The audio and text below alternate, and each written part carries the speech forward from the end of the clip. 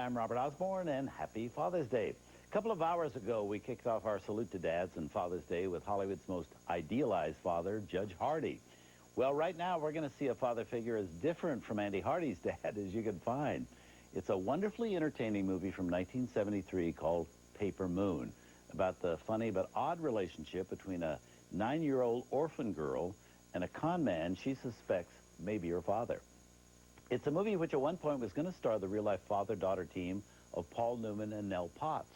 But when that didn't work out, another real-life father-daughter team took the roles, they being Ryan and Tatum O'Neal. Now, Tatum was almost 10 years old at the time and had never been in a movie before.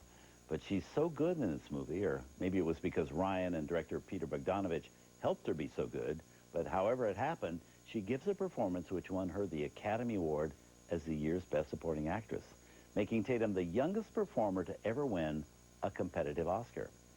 As for her dad and co-star Ryan O'Neal, he was riding high at the time thanks to the movie Love Story, which had come out 3 years before and catapulted him into genuine movie stardom. Love Story also earned Ryan an Academy Award nomination as Best Actor. He wasn't nominated, though, by the Academy for our next film, but another of their teammates was Madeline Kahn. She was nominated that year, competing with Tatum for that Best Supporting Actress prize. Here's a film done in glorious black and white, perfect choice for this film, and it was produced and directed by Peter Bogdanovich, Paper Moon.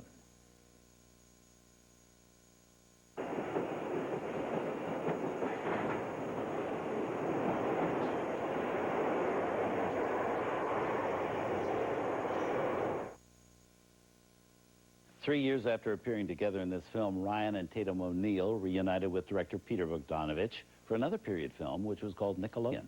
And that took a look at the early days of movie making based on interviews Bogdanovich had conducted with some of the legendary directors such as John Ford, Howard Hawks, Raoul Walsh, and some others. Since then, there have been no more films co-starring Ryan and Tatum, but recently they did reunite in front of a camera. It was for a print ad for The Gap. Up next, our Silent Sunday movie and one of the earliest of all screen spectacles. Welcome to Turner Classic Movies, open all night. Silent Sunday Nights is ready to erupt with the Italian epic The Last Days of Pompeii. Then Deborah Carr and Stuart Granger discover King Solomon's mines, and a mysterious injection turns an American reporter into a mutant monster in The Manster. Turner Classic Movies is playing a double header all night.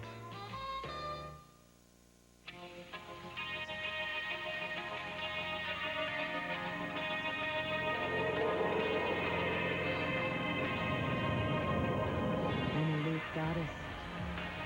She drifted through celluloid shadows, cloaked in a veil of mystique.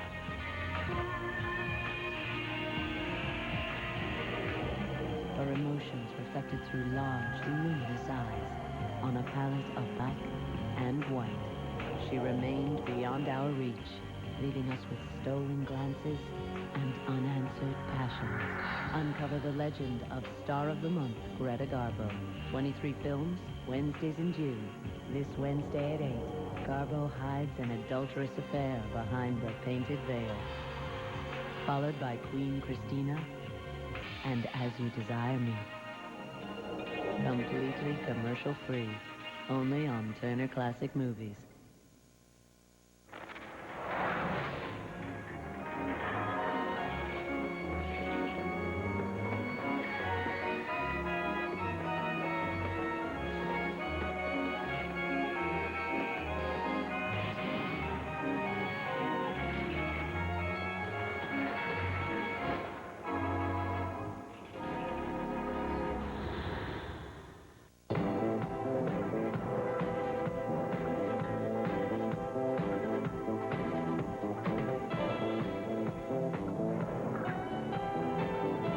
She's really got a marvelous writing talent.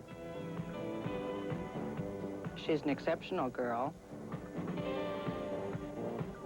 She is remarkably good for the amount of time that she's been writing.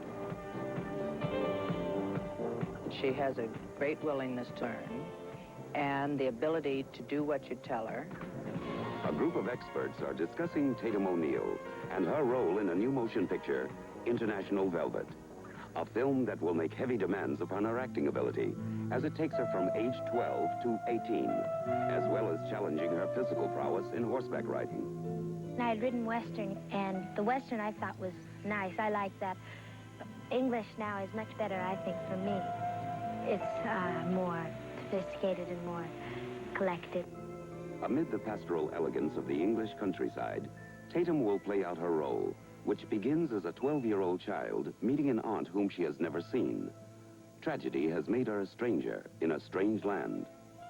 I'm playing Sarah Brown, who arrives from Arizona. She didn't know what she was doing here, and... Where are you running away to? Home. Oh. You're not really running away because I won't let you. I won't let you because I love you, and this is your home now. Co-starring are Nanette Newman as her Aunt Velvet and Christopher Plummer. Her parents are dead, killed in horrifying circumstances. She's shipped off to a strange country, meets an aunt she doesn't know, and an uncle who isn't her uncle, and dumped in some bloody awful school. I hope viewers realize it's not a remake, it's a completely original sequel. And in fact, the only character... Director Brian Forbes discusses the held picture. over from the old film is the character of Velvet Brown herself. The horse was known in the old film as the Pie, so we've called the new horse Arizona Pie. Devonshire is dotted with horse barns. It is here that Nanette Newman and Tatum O'Neal prepare a scene where they witness the foaling of Arizona Pie. The sequence marks the beginning of relationships, the growth of love between a girl and her aunt, and that same girl's love for a horse. For me, the hardest part is to play 12 years old, because I really have to play a girl that has not seen or done anything in her life, and she's never seen anything like England, and doesn't know how to take it, and is very withdrawn. But I mean, I'm doing it, and it just takes remembering and how I used to react when I came into a new place. Brian Forbes prepares Tatum for a scene. Sarah, the character Tatum plays, has made a decision. All of her efforts are turned to acquiring the colt Arizona Pie. Action the tractor. Action Tatum. Running. Yes. I think I've got enough now. How's that, then? My word, yes. So I've come to buy him, like you said. Oh, he's been sold, you see. Sold?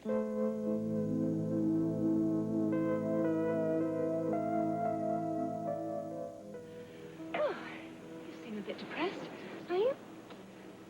Sort of. Oh, well, don't be depressed. It can't be that bad. Why don't you go and see old Pie? He'll soon cheer you up. It's the fall! It's the fall!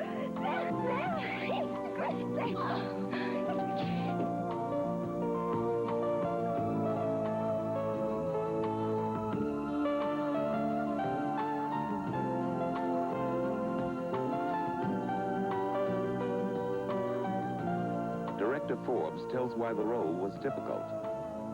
The film spans 7 years, and it's that transition period in the film of the young child to the young adult, when she ends up the film aged 18. And I guess in real life, Tatum is also spanning that terrible chasm, which is between being a child star and a young actress.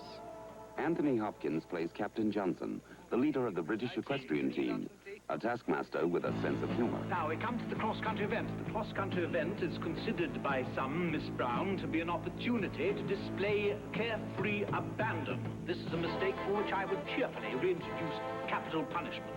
It is a test of brains. I would urge you not to sit on your brains, but to use them. I had 3 very special trainers. Massey Williams taught me in L.A., and she was very good with me, and William Steinkraus and John Oram. And they were very, very good with me and taught me everything that I should know and will need to know for this film. I've got the job of teaching Tatum. Actually, I don't take beginners per se, but she's an exceptional girl. And in less than 2 months, she was jumping a 3'6" course of fences, 8 or 10 fences, which is very seldom done. Probably a total of 35 or 40 riding lessons. It takes the average person 6 months to work up to the point where Tatum was when she came over here to England. Tatum O'Neal performs under the watchful eye of one of her teachers, Bill Steinkraus, America's first Olympic equestrian gold medalist. Well, who I am is president of the United States Equestrian Team and a former Olympic rider, and what I'm doing on this film is providing technical advice about little points of accuracy that can hopefully make the film both a very authentic one as well as very good entertainment. Well, I found it wasn't very difficult for me to be a good writer, because what I did was I just had a very open mind about it, and I listened to everything that they told me. Tatum was helped with all kinds of details by Richard Meade, British equestrian gold medalist, who appears with her in the film. But as long as it's a little bit bigger, and you have the evening paper, you're all right. We can always send for the newspaper.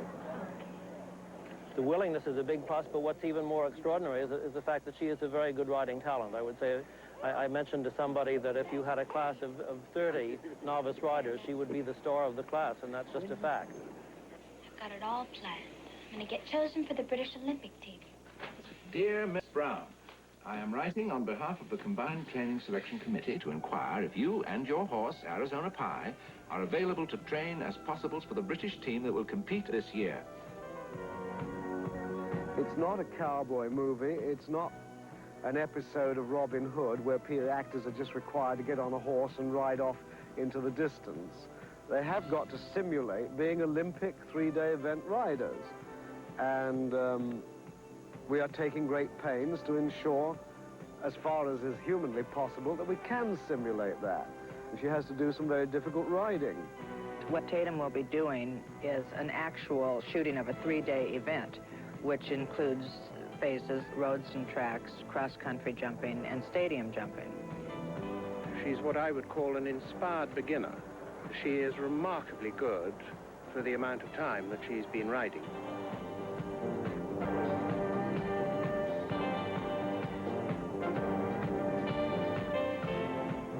And she is a very plausible Olympic rider, I would say, doing the things that she does in the film. As one can see, there's a great deal of paraphernalia connected with the sport, and it's quite a complex sport from a technical point of view, 3-day eventing. If you're doing an Olympic film, you can't put them all on wooden horses and jog them up and down and pretend that they're riding. Now, all the months of intensive preparation behind the scenes are called upon. The skilled efforts of crew and performers will all come into sharp focus in front of the cameras as they film International Velvet. A story of loving, of winning and losing, and all the growing up in between.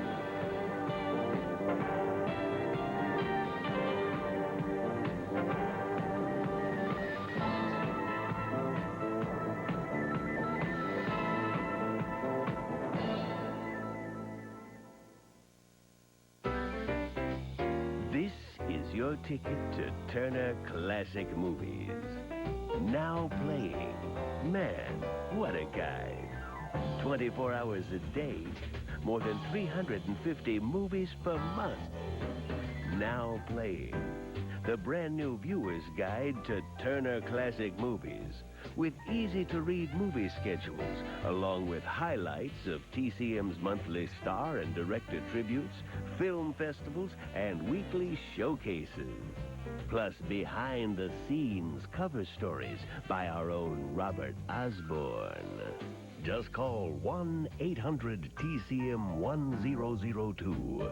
And for only $11.95 per year, you'll be able to look up when your favorite movies are on Turner Classic Movies. It's now playing.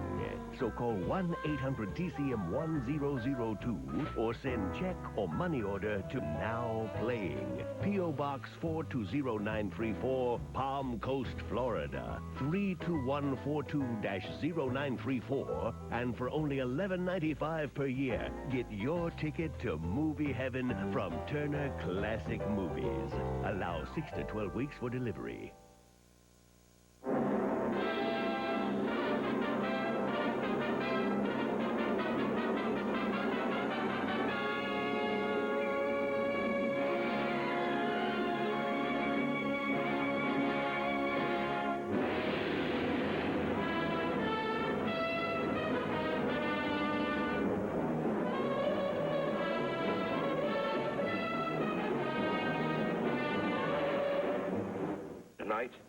I bring you from the files of the nation's unsolved crimes the story of a murder of rare delicacy and wondrous ease that was called suicide. Yes, suicide, the police call it. Yet the murderer walks among us free. I might unknowingly have passed him on the street today. He could even have been sitting next to you, on a train or in a cafe, hiding his evil behind a mask, the calm and often smiling mask of the unsuspected.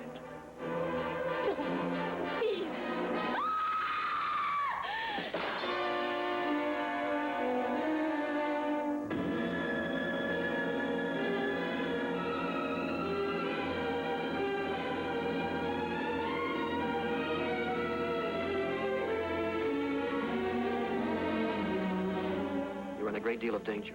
You've got to get out of this house. Your life won't be worth much if Victor finds out what Althea's been telling me.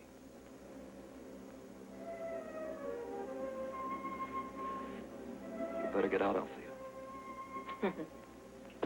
Come sit beside me, Stephen. I'm lonely. Terribly lonely. Do you think you could manage to be a little less attractive to my wife? Try being nasty. I have. Try harder.